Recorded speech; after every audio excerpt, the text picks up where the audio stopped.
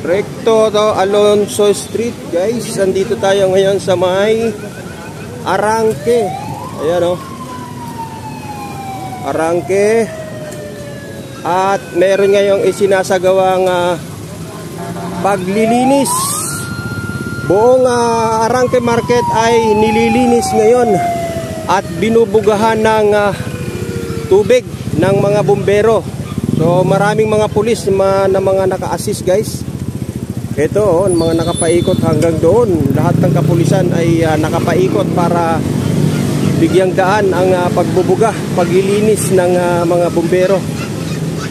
Ayan.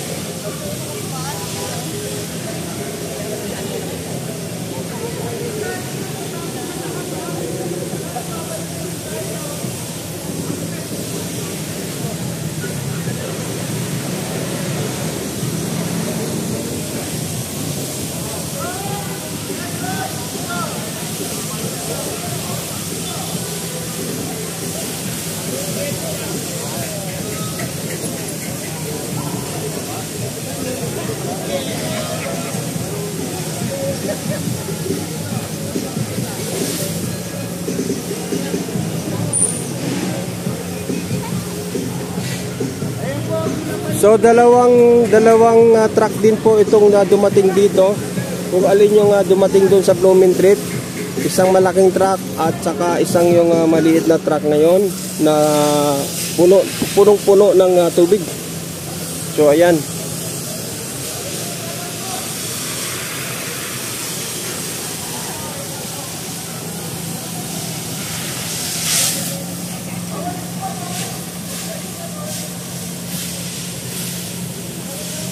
Ayan napakaitim ng ang itim ng tubig.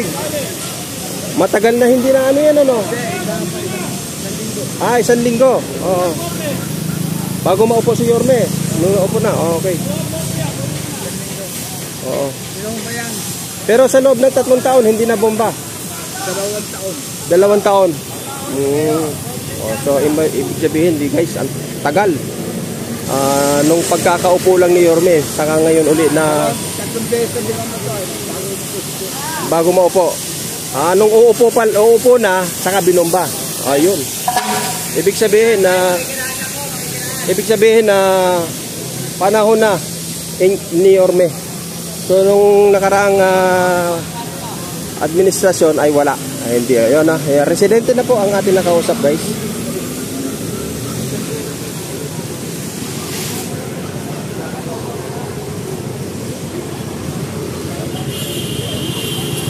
CM Recto. Recto na po ito, guys. Recto. Going to Quiapo. At ito naman going to Divisoria. Yes, Dilpan.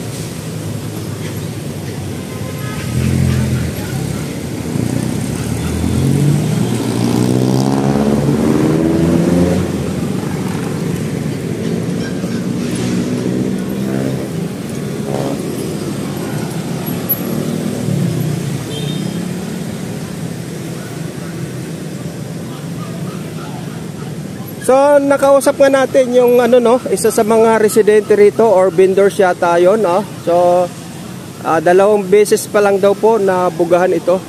Simula nung bago maupo si Yorme ay binugahan na. Pero nung mga nakalipas na administrasyon ay hindi, wala daw.